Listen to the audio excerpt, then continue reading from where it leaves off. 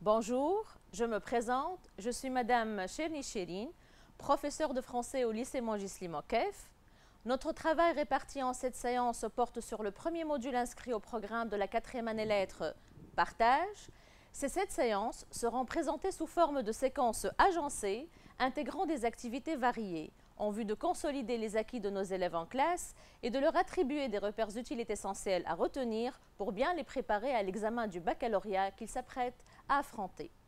Nous espérons que ce modeste travail aura l'efficacité requise et fournira à nos candidats une révision méthodique. Je ne peux m'empêcher enfin de remercier vivement mes deux collègues, mesdames Nuzha Darouezi et Jaïdi Nour, qui ont contribué à la conception et à l'élaboration de ce travail sous la direction de l'inspectrice générale de l'éducation, madame Keifi Sriri Naïma. On commence notre première séance qui va être consacrée aux activités lexicales appropriées au vocabulaire relatif au thème du partage. Je vous présente le schéma du déroulement de cette séance. Ensemble, on va commencer par un brainstorming autour du mot partage, accompagné de quelques supports présentant des associations caritatives. Ensuite, nous faisons des exercices qui portent sur quelques notions lexicales fondamentales comme la synonymie, l'antonymie et la polysémie, autour toujours du thème du partage. Et on clôturera avec une citation célèbre de Claude Lelouch. Partage, le partage. Qu'est-ce qu'on partage avec autrui? Que partage-t-on avec l'autre? En effet, on partage avec une autre personne un sentiment, une émotion, une sensation ou une valeur humaine, une vertu, un idéal commun, un principe. Aussi, on peut partager des goûts, des préférences et des passions. Également, on peut partager avec l'autre une opinion, un point de vue, un avis, ou alors une situation. On partage la même situation avec un groupe de personnes. Également, on peut partager un bien matériel. On va voir maintenant en détail. On va commencer par le partage d'un sentiment. On parle dans ce cas d'un sentiment mutuel, réciproque entre les êtres humains, tel le sentiment de l'amour, la joie, la nostalgie, l'affection, ou bien la haine, la peur, les angoisses, le malheur. On peut partager avec autrui des sentiments divers. Faites attention à l'emploi du verbe partager plutôt. Partager la joie, le malheur de quelqu'un ou avec quelqu'un. On dit aussi partager la peine, le chagrin ou la souffrance de quelqu'un. Je vous propose quelques verbes synonymes de sens équivalent dans ce contexte au verbe partager. Partager un sentiment, ressentir les mêmes sentiments, compatir à. Je tiens à préciser ici que le verbe compatir a une certaine particularité parce qu'il ne s'emploie pas avec tous les sentiments, mais seulement avec les sentiments marqués par une douleur chargée de souffrance. Par exemple, on dit compatir à la peine, compatir au chagrin, compatir à la souffrance de quelqu'un et non pas compatir à la joie de quelqu'un. Partager un sentiment ne se fait pas uniquement entre les êtres humains, mais il pourrait être porté par une association humanitaire, par les ONG humanitaires. Tel le cas de cette image que vous voyez sur la diapositive des Médecins sans frontières, qui est une association humanitaire internationale d'aide médicale qui intervient pour soigner et soulager les maux des victimes dans les zones rouges et dans les pays sinistrés. On passe maintenant. Partager une émotion, une sensation, comme un plaisir, un désir, une envie de lire, une envie de voyager, une envie de danser, une envie d'écouter la musique, une envie de rêver qu'on peut partager avec l'autre. Partager également le dégoût, la douleur, la colère, l'indignation face à une situation bien particulière, l'inquiétude. Vous avez toujours Médecins sans frontières, l'association humanitaire de laquelle on a parlé tout à l'heure. Partager dans ce cas, c'est éprouver les mêmes émotions. Troisièmement, partager une valeur humaine, un principe, une vertu, un idéal commun, à l'instar de la sincérité, la générosité, l'amour de l'autre, le respect des différences, la tolérance, l'égalité, la justice, la liberté, des valeurs nobles auxquelles aspire l'être humain. Je vous propose ici une explication. Partager dans ce cas, avoir en commun une même vertu. C'est aspirer à un idéal commun. Cet idéal commun auquel aspire l'être humain est un idéal aussi porté par les ONG, comme on a dit tout à l'heure, et aussi par la Croix-Rouge. C'est une fédération internationale qui intervient pour sauver et protéger la vie des êtres humains, particulièrement ceux qui ont subi des conflits armés, des catastrophes naturelles, des catastrophes climatiques ou qui se trouvent dans des situations d'urgence. Elle vise également à appeler, à encourager, à aider l'autre par le moyen des dons. Elle intervient pour ceux qui ont besoin de sa protection et de son assistance. Quatrièmement, partage des goûts et des préférences. On peut partager également des passions, comme la passion pour le voyage, la musique, la lecture, la danse, le cinéma, le théâtre ou encore le sport. Aussi, la passion pour les nouvelles technologies, pour Internet, pour ce monde virtuel. Et là, ça rejoint le module que vous avez en programme, appel à la modernité. Vous voyez qu'il y a un recoupement, un croisement entre les thèmes qui sont inscrits dans votre programme. On parle de partager une passion, la passion pour les nouvelles technologies, pour ce monde moderne de la nouvelle technologie. On passe à cinquièmement, vous voyez ici les images, le partage de la musique, la passion pour la lecture. Cinquièmement, on peut partager aussi une opinion, un point de vue, un avis. Et là, je vous propose une liste de verbes synonymes, de sens équivalent que vous pouvez employer. Partager une opinion, ça veut dire adopter la même opinion, embrasser, épouser les mêmes convictions que, avoir le même point de vue, la même position sur un sujet quelconque. Parallèlement, on peut partager la même situation avec un groupe de personnes ou un peuple. Partager avec un groupe de personnes ou un peuple une situation de guerre, par exemple, de révolution, vivre la colonisation, une catastrophe naturelle, une victoire nationale de l'équipe nationale, la victoire d'un champion, ou une épidémie, comme est le cas suite au coronavirus qui a affecté la population mondiale partageant le même sort. Dans ce cas, on peut parler également de partager la responsabilité d'un acte. Quand on vit une situation de guerre, le peuple il partage la responsabilité de libérer sa nation. Quand on parle d'une victoire nationale, on a la responsabilité de rendre hommage à ce champion ou à cette équipe nationale. Quand on parle d'une épidémie, on a la responsabilité partagée de sauver l'humanité, de soigner, de soulager, d'alléger l'autre. Donc, dans ce sens, on parle de partager la responsabilité d'un acte que vous pouvez remplacer par s'engager pour une cause. Et là, une autre fois, vous voyez qu'il y a un croisement et un recoupement entre les modules inscrits au programme, à savoir le deuxième module que vous avez, l'engagement. On partage la responsabilité, on s'engage pour une cause noble. Septièmement, on peut partager un bien matériel. Qu'est-ce qu'un bien matériel partagé? Un bien matériel pourrait être des richesses, une somme d'argent, un héritage, un logement ou une chambre, de la nourriture aussi. Je vous propose une liste de verbes de sens équivalent, synonymes au verbe partager dans ce contexte. Partager un bien matériel, donner, offrir ses richesses, une somme d'argent, son bien, ses biens. Céder sa place à quelqu'un, attribuer sa place à quelqu'un ou céder son logement à quelqu'un. Je vous ai choisi comme exemple cette image que vous voyez, les Restos du Cœur. C'est une association fondée par le célèbre Coluche qui se préoccupe des nécessiteux et des sans-abri. Elle présente une aide matérielle pour eux en leur fournissant des repas chauds. On passe maintenant À une autre étape, les ressources lexicales. On va commencer par l'exercice numéro 1. À quoi renvoient les mots suivants?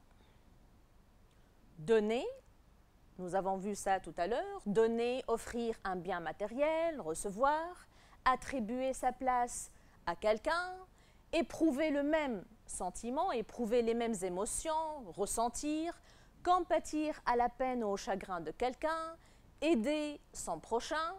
Il s'agit alors d'un acte de solidarité, un élan vers l'autre qui traduit un attachement, une communion, un échange et une communication, une union entre les êtres humains. Ce qui se traduit par le don, l'entraide, le soutien.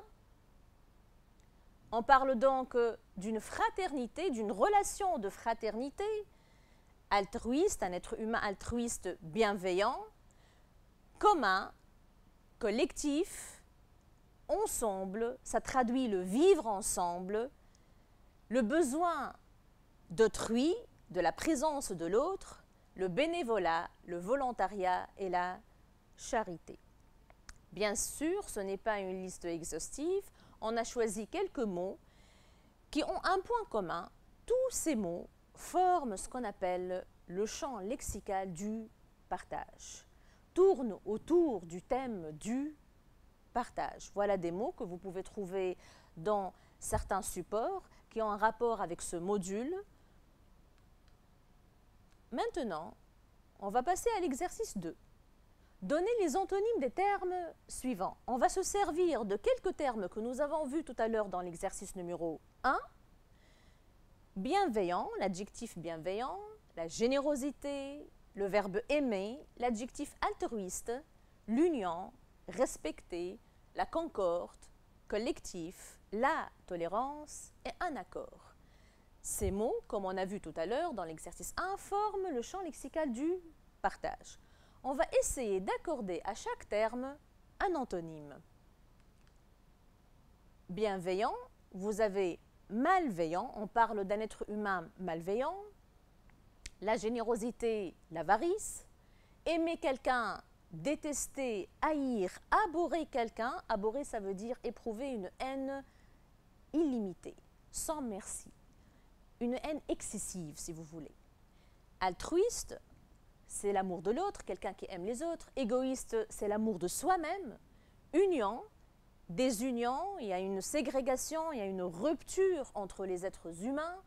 Respecter, contraire à mépriser, dédaigner, sous-estimer l'autre, le dégrader en quelque sorte. La concorde, la discorde. Collectif, la notion du collectif, contraire individuel, personnel. La tolérance, l'intolérance, accord, le désaccord et le conflit. Vous remarquez ici que ce deuxième champ lexical s'oppose au champ lexical du partage. Il s'agit d'un champ lexical du rejet de l'autre, de l'hostilité envers l'autre. Troisièmement, proposer un ordre croissant aux mots suivants. Je vous propose 2 séries de mots. Groupe numéro 1, l'entourage, la famille, le monde, la nation, la communauté. On va essayer ensemble de proposer un ordre croissant à cette première liste lexicale. Je vous propose une deuxième bulle, une deuxième liste lexicale, alliance, sympathie, union, communion et entente, que vous allez classer dans un ordre croissant. On va commencer par le premier groupe, la première liste lexicale. En effet, la valeur du partage est une valeur qui exige l'existence de l'autre, la présence de l'autre. Cela traduit le besoin de l'autre. Ce besoin naît dans un cadre, en premier lieu dans un cadre restreint, celui de la famille, se développe et se propage après dans l'entourage, l'entourage entre les amis, les copains, les voisins, cet entourage qui se ramifie pour donner la communauté, une communauté qui s'amplifie pour donner la nation qui forme le monde. Entre ces groupes, au sein de cette collectivité, se constitue progressivement une sympathie de l'entente qui évolue pour créer plutôt une alliance qui soude ce groupe, cette collectivité. Cette alliance donne naissance à une union aboutissant à la communion. Quatrièmement, le quatrième exercice, quel sens exprime le mot partage et le verbe partager dans les phrases suivantes? Je vous propose des phrases d'auteur sur lesquelles on va travailler. On commence par la première. La petite fortune de M. Mesura devait être également partagée entre ses deux filles. C'est une phrase de Green. Dans ce cas, partager a le sens de diviser. On parle ici d'une petite fortune, c'est un bien matériel. Deuxième phrase, bien que touchés par un malheur commun, les Français restent autant que jamais partagés. Une phrase de Gide. Partager, dans ce contexte, dans cette phrase, a le sens de effriter, séparer. Les Français restent séparés et effrités, bien qu'ils soient touchés par un malheur commun. Troisième phrase, il gardait le silence partagé entre le désir de courir à elle et l'effroi de lui déplaire. C'est une phrase de Green. Ici, partager entre a le sens de tirailler, déchirer entre, d'une part, le désir de courir à elle et d'autre part, l'effroi, la peur de lui déplaire. Et si il est tiraillé et déchiré entre deux états, entre deux situations, entre deux sentiments.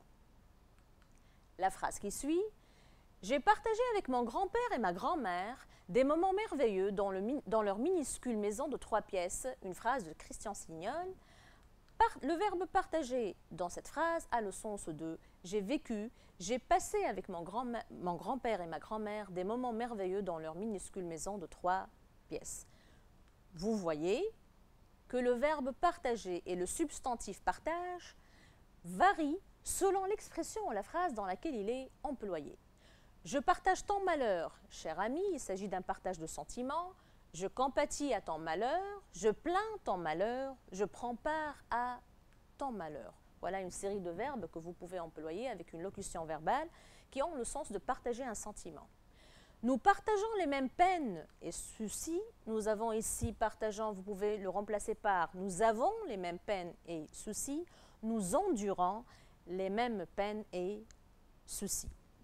On a ici le sens de l'endurance face à une émotion, à une situation pénible, les peines et les soucis qui traduisent l'inquiétude. C'est un amour partagé, dans ce cas, vous pouvez le remplacer par l'adjectif, c'est un amour mutuel, réciproque. Vous voyez que le substantif partage et le verbe partager changent de sens selon l'expression ou la phrase dans laquelle ils sont employés. On dit alors que le verbe partager et le substantif partage sont des mots polysémiques. Qu'est-ce qu'un mot polysémique? C'est un mot qui a plusieurs sens. C'est un mot dont le sens change selon le contexte. Donc faites attention à la polysémie du partage, du verbe partager et du substantif partage qui change selon la phrase dans laquelle il est employé. On clôture notre séance avec une citation célèbre de Claude Lelouch, « Le monde du partage devra remplacer le partage du monde ». Qu'est-ce que le monde du partage? Quelle différence y a-t-il entre le monde du partage et le partage du monde? On va commencer par la première expression, le monde du partage. C'est un monde des valeurs humaines, comme l'amour, la fraternité, le don, l'altruisme, l'entraide et le vivre ensemble, un monde où on prône l'humanisme, un monde où règnent les valeurs nobles, un monde où l'homme est la quintessence de l'existence, où l'autre est primordial, un monde idéal, exemplaire, parfait. Par opposition à la deuxième expression utilisée dans cette citation, le partage du monde. Qu'est-ce qui partage le monde? Qu'est-ce qui divise le monde? la division, le morcellement, l'effritement du monde est causé par, entre autres, la violence, la guerre, le terrorisme, l'intolérance, le refus de l'autre, le racisme, la froideur et l'indifférence collective et affective qui affectent la société d'aujourd'hui, un monde nonchalant, divisé, où l'homme est exclu, marginalisé, rabaissé, rejeté, dégradé, déshumanisé. Je vous propose ici une liste lexicale de synonymes que vous pouvez employer. Un monde où l'homme est réduit au néant. Un monde dépourvu de valeur. Vous remarquez qu'il y a deux visions antithétiques, paradoxales du monde. D'une part, un monde idéal, exemplaire, parfait, où l'homme est la quintessence de l'existence. D'autre part, un monde dépourvu de valeur, un monde où l'homme est rabaissé, déshumanisé, réduit au néant. Voilà deux visions antithétiques, paradoxales, qui résument parfaitement bien ce que endure l'humanité. Une humanité qui oscille entre les valeurs humaines et entre l'anéantissement. Cette vision paradoxale nous amène à se poser les questions suivantes. Le comportement de l'homme moderne correspond-il à cet idéal ou sommes-nous gelés dans une cellule témoignant d'un hiver affectif? Qu'en est-il du vivre ensemble dans la société d'aujourd'hui? Sommes-nous aujourd'hui réactifs, attentifs à l'appel d'autrui? Sommes-nous aujourd'hui attentifs à l'appel de l'autre? Sommes-nous aujourd'hui solidaires avec l'autre? Voilà quelques problématiques auxquelles on essaiera de répondre lors des prochaines séances, spécialement les séances qui seront consacrées à l'écrit. Merci pour votre attention et au revoir.